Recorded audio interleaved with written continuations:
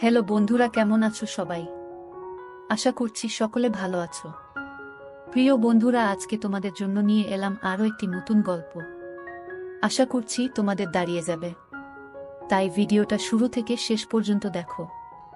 পরিমল সাহেবের ছোট সংসার। স্ত্রী ঝর্ণা এবং ছেলে জয়কে নিয়ে তিনি বেশ সুখে দিন কাটাচ্ছেন। পরিমল সাহেব উচ্চপদস্থ পদে চাকুরি করেন। তার বয়স 56 বছর, স্ত্রী ঝর্ণার বয়স 48 বছর, গৃহবধূ এবং ছেলে জয় 18 বছরের এক টবকবে তরুণ। জয়কে নিয়ে আজকাল পরিমল সাহেবের ভীষণ চিন্তা হয়। যা দিনকাল পড়েছে, ছেলেমেয়েরা তাড়াতাড়ি নষ্ট হয়ে যাচ্ছে। তিনি সারাদিন অফিস নিয়ে ব্যস্ত থাকেন, ছেলের দিকে নজর দেওয়ার সময় পান না। তবে ঝর্ণার উপরে তার আস্থা আছে। সে ছেলের সব খোঁজ খবর রাখে। মিসেস ঝর্ণা সারাদিন সংসারের কাজ নিয়ে ব্যস্ত থাকলেও ঠিকভাবে ছেলের দেখভাল করে। জয় নতুন কলেজে ভর্তি হয়েছে। ওর যেন নতুন জন্ম হয়েছে। নিজেকে অনেক বড় মনে হয়। তুষার জয়ের খুব ঘনিষ্ঠ বন্ধু। সে জয়ের সাথে অনেক আড্ডা দেয়, বান্ধবীদের নিয়ে অনেক ধরনের চিন্তা করে। তবে সবচেয়ে ভালো লাগে ভূগোলের ম্যাডামকে। জয় জানে ম্যাডামকে নিয়ে এসব চিন্তা করা অন্যায়, কিন্তু ওর মন মানে না। ম্যাডামের বয়স আনুমানিক 45 বছর হবে। বেশ লম্বা। ভূগোল ম্যাডামের ক্লাস শুরু হবার আগে জয় প্রতিদিন কলেজের করিডোরে দাঁড়িয়ে থাকে, কারণ ওখানে দাঁড়িয়ে থাকলে ম্যাডামকে ভালোভাবে দেখা যায়। ম্যাডাম যখন হাঁটেন তখন তাকে দেখতে অনেক সুন্দর লাগে। আজকে জয়ের মন ভালো নেই। রাতে ওর স্বপ্ন হয়েছে। এটা জয়ের কাছে নতুন নয়, এর আগেও হয়েছে, কিন্তু আজ স্বপ্ন ভূগোলের ম্যাডামকে নিয়ে হয়েছে। স্বপ্নটা দেখার পর থেকে জয় কেমন যেন একটা অপরাধ বোধে ভুগছে। সকালে ঘুম থেকে উঠে জয় বাথরুমে ঢুকল। পরনের লুঙ্গিটা বালতিতে ভিজিয়ে রাখল, একটু পর কাজের মাসি ধুয়ে দিবে। জয় ঠিক করল আজ আর কলেজ যাবে না। এমন সময় জয়ের মা ঝর্ণা জয়ের রুমে ঢুকল। জয়কে বলল, আজকে কলেজ যাবি না? জয় উত্তর দিল, না মা, শরীরটা ভালো লাগছে না।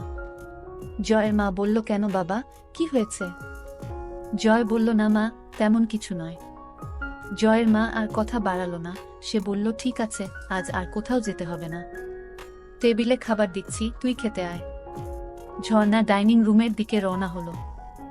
জয় পিছন থেকে তার মায়ের হেঁটে যাওয়া দেখছে। হঠাৎ ওর মাথা ঘুরে উঠল, শরীরটা ঝিমঝিম করতে লাগলো। অবাক চোখে জয় দেখল ওর মাকে। মাথার মধ্যে আবোলতাবোল চিন্তা জেঁকে বসল জয়ের। পরক্ষণেই মনে হলো, ও এসব কি ভাবছে? ছিছি, নিজের মাকে নিয়ে কেউ কখনো এ ধরনের চিন্তা করে? জয় মুখ ধুয়ে রুম থেকে বের হলো। তুষারকে ফোন করল।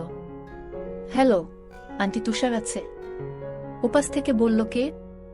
জয় নাকি? জয় বলল, হ্যাঁ আন্টি, আমি জয়। একটু ধরো বাবা, ডেকে দিচ্ছি।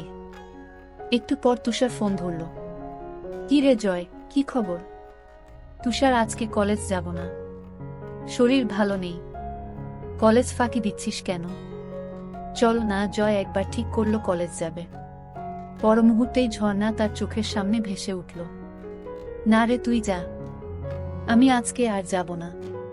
ফোন রেখে জয় খাবার খেতে বসল। যতই চেষ্টা করছে মার ব্যাপারটা মন থেকে মুছে ফেলতে, ততই যেন আরো বেশি করে চোখের সামনে ভেসে উঠছে। জয় ঝর্ণাকে কিছু বুঝতে দিল না।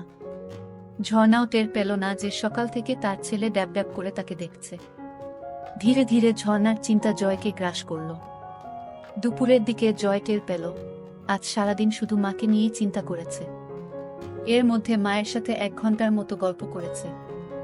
কথা বলতে বলতে সে চোরা চোখে মার উপর নিচ ভালো করে দেখে নিয়েছে। জয় ভাবছে 48 বছর বয়সেও মা কত সুন্দর। মা বেশ লম্বা চওড়া মহিলা, 5 ফুট 4 ইঞ্চি লম্বা। একটা ব্যাপার জয়কে পাগল করে তুলেছিল। জয় নিজের রুমে শুয়ে মার কথা ভাবছে। যতই ভাবছে তত মার প্রতি এক তীব্র আকর্ষণে পাগল হয়ে উঠছে। মার গলা শুনে জয়ের চিন্তার জাল ছিন্ন হল। জয়, এই জয়। হ্যাঁ মা, বলো। আমি স্নান করতে গেলাম, কেউ এলে দরজা খুলে দিস। ঠিক আছে। হঠাৎ জয়ের মাথায় একটা দুষ্ট বুদ্ধি চাপল। স্নান করা অবস্থায় দেখলে কেমন হয়, কিভাবে দেখবে ভেবে পাচ্ছে না। হঠাৎ ওর মনে পড়ল, ওরা যখন এই বাসায় প্রথম আসে তখন মার রুমের বাথরুমে ফলস ছাদে পুরানো মালপত্র রেখেছিল। তখনই খেয়াল করেছিল ছাদে 2 ইঞ্চি একটা ছিদ্র আছে। শুধু তাই নয়, ওই বাথরুমের ছাদে তার রুমের বাথরুমের ছাদ থেকেও যাওয়া যায়। জয় এক লাফে ওর বাথরুমের ছাদে উঠে মার বাথরুমের ছাদে গেল। ছাদে একটা কাগজের কার্টুন বিছানো রয়েছে। জয়ের বুক টিপটিপ করছে, হাত কাঁপছে। কার্টুনটা সরালেই মাকে দেখতে পাবে। আস্তে আস্তে কার্টুন সরিয়ে ছিদ্র দিয়ে ভিতরে চোখ রাখল।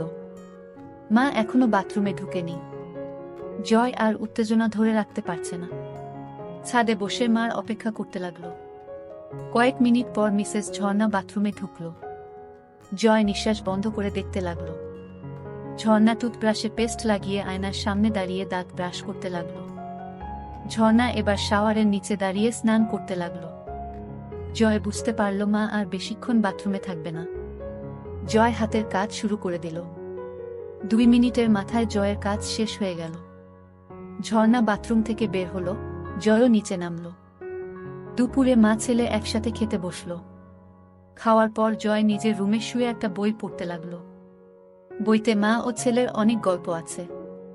সে মজা করে গল্পগুলো পড়তে লাগল।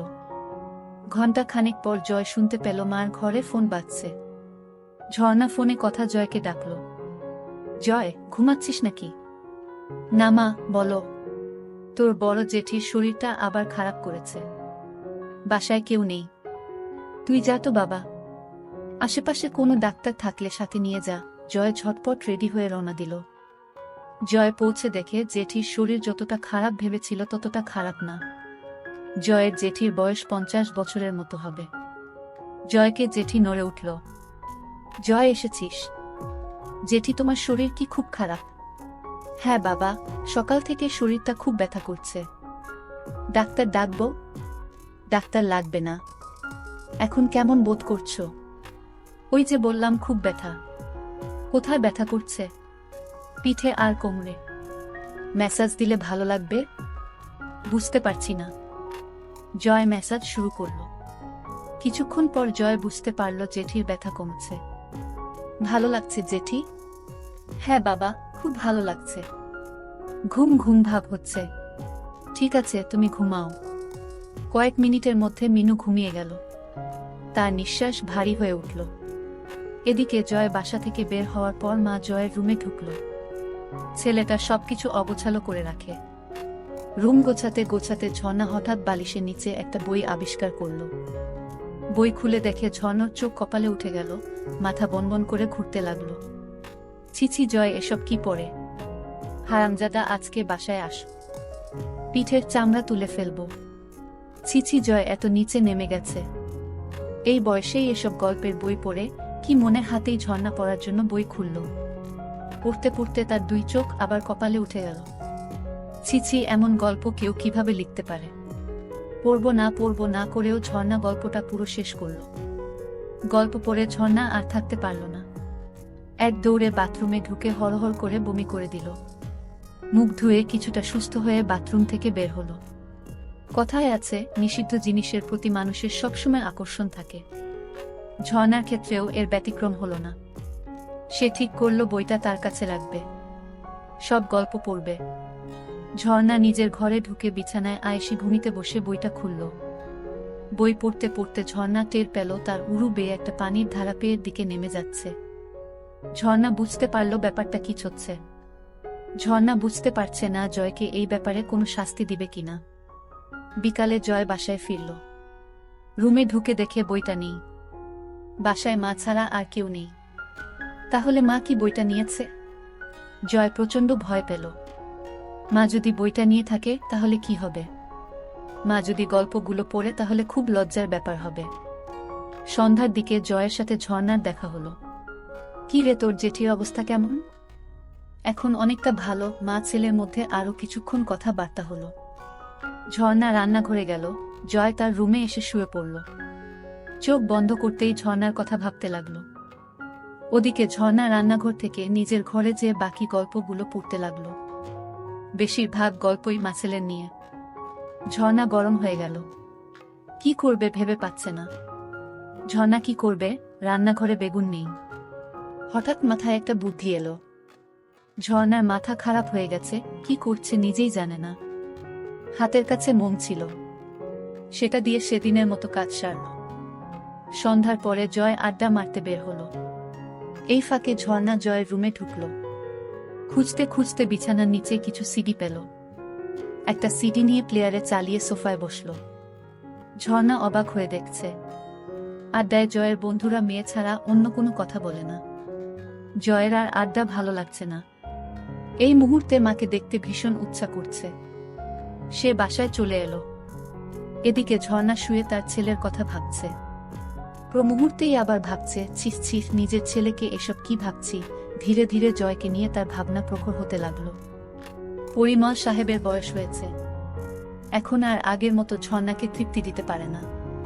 কখনো কখনো ঝর্ণার চরম পুলক হওয়ার আগেই পরিমল সাহেব হাঁপিয়ে যায়। সব মিলিয়ে ধীরে ধীরে ঝর্ণার সমস্ত ভাবনা জুড়ে তার ছেলে জয় এসে পড়ল। রাতে ঝর্ণা ও জয় একসাথে খেতে বসল। ঝর্ণা আর চোখে লক্ষ্য করল জয় ড্যাব ড্যাব করে তাকে দেখছে। মাঝরাতে জয়ের ঘুম ভেঙে গেল। এদিকে সারা রাত ধরে ঝর্ণা ঘুমাতে পারেনি। যখনই চোখ বন্ধ করে তখনই জয়ের চেহারা ভেসে ওঠে। ঝর্ণা বুঝতে পারছে না কি করবে। একদিকে ছেলের প্রতি নিষিদ্ধ টান, আরেকদিকে মা ছেলের সম্পর্ক। স্বামী তাকে যথেষ্ট ভালোবাসলেও তাকে সুখ দিতে পারে না। অবশেষে ঝর্ণা সিদ্ধান্ত নিল কাল দিনে জয়কে বাজিয়ে দেখবে। সে জয়ের মা। জয়ের মনে কিছু থাকলে ভয়ে সে সেটা প্রকাশ করবে না। প্রথম সুযোগ তাকেই দিতে হবে।